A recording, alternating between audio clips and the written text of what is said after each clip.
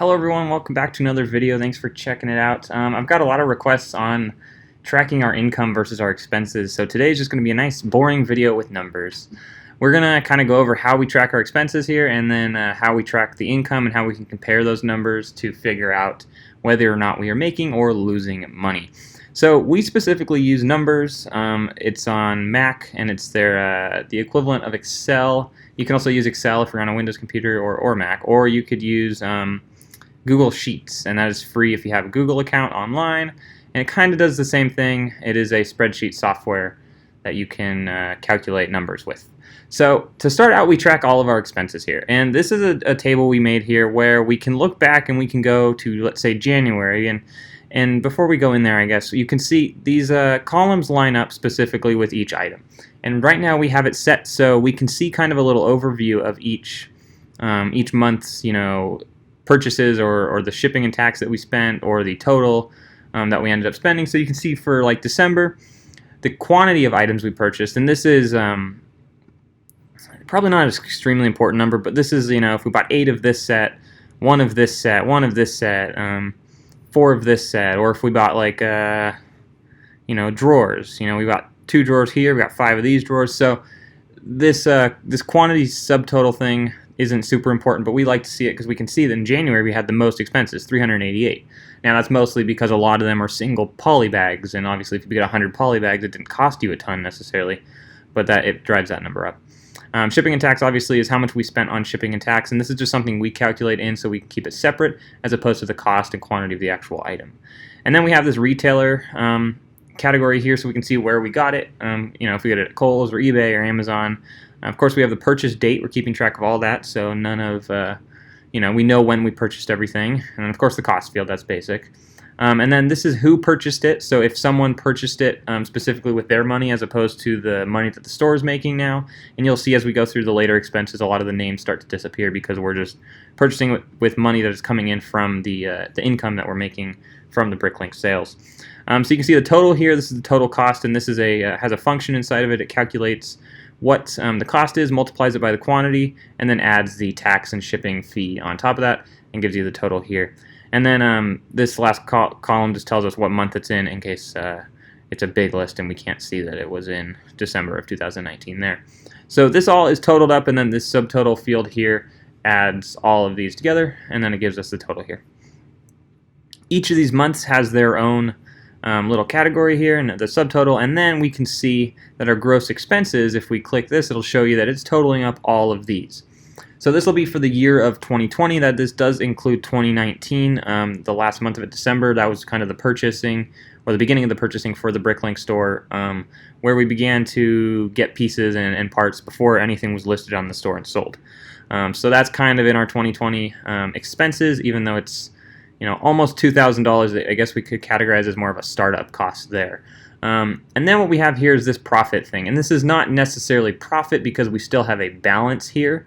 But it is profit that comes from our income category over here. So we'll come back to this expenses and we'll go to our income. So the way we track income is relatively simple. We go to the BrickLink order page, and you can see here that these are all the names. I've covered them up, but these are where the names go for the people. And then you can see, the number of items that they purchased. So this specific order is 150, this one is 118, etc. And you can see all the purchases or the items, and then the number of lots that they ordered in. So we keep track of that information because it's interesting to see kind of an average of how much each piece is selling for. So the information we pull from this page is pretty much every number you can see, in addition to the name underneath this buyer here. So we pull the order ID, the date, the items, the amount of items, the shipping, if they purchased insurance on it, any additional charges that are charged, which includes taxes and stuff. And then here's the order total, which is kind of the subtotal actually. And then there's the grand total, and then of course there's their order status, whether it's paid, shipped, delivered, completed, all that kind of stuff. But what we do pull is over here. I'll drop this down real quick. We'll go to February because there's a large variety there. You can see we have a large variety of purchases here, and everything that you saw on that BrickLink page is pretty much here. So there is the sales, the ID, there is the pieces sold, and total pieces sold, as well as the sale date, and then we don't keep track of lots on here, but we can check that on BrickLink. You just scroll to the bottom of that page. And then we keep track of the subtotal, which is what equals up here, this brick sales total. This is calculating all the subtotals up. So it is not adding together the total that we're making or the total income that we have, because we of course do have the shipping cost and the PayPal fees. So this brick sales total is specifically what we've made based on sales by brick only, or minifig, any pieces from our store. And then we have our shipping total, so we keep track of all the shipping that we charge the buyer. So you can see this first order in February was charged $3.94 for shipping. And then we have our subtotals up here for each month. And then, of course, we have our shipping total up here, which, again, is adding all of the subtotals for each month up.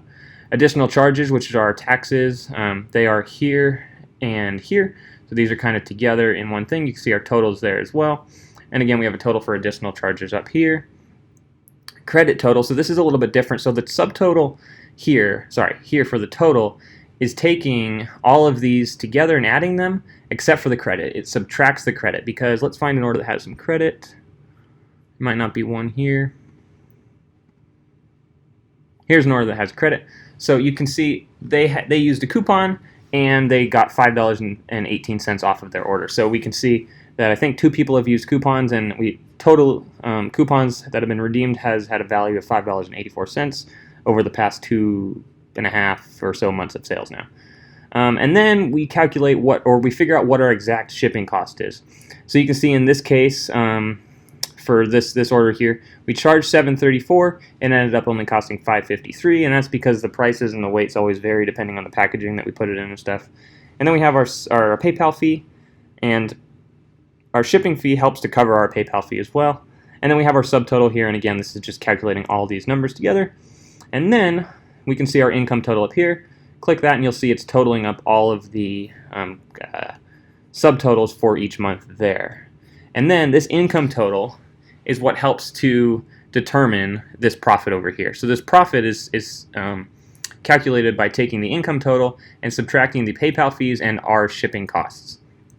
So take the $2,098 and subtract these two numbers and you'll get the profit here. Now again, it's not necessarily profit because we still do have a positive balance here, meaning we technically still owe money as a loan, if you want to look at it that way. And this balance to date here is calculated by the gross expenses, which is everything that we've purchased over the past however long it's been, subtract the profit that we've made, and now we have this much. Once this gets into a negative number, that's when we're technically making real profit and we don't owe anyone any more money, and there is profitable margins there that we can start to pay out to people or just continue investing to grow the store.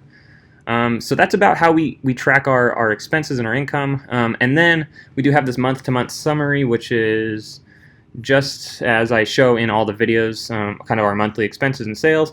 These are now dynamically linked to that page in the front. You can see down here it goes to the expenses versus income sheet over here and is pulling from a certain cell to see how many total orders we've had for March, and in this case it is 8 orders, and then of course it's pulling the money. So as we, or the gross sales amount and the parts sold, etc.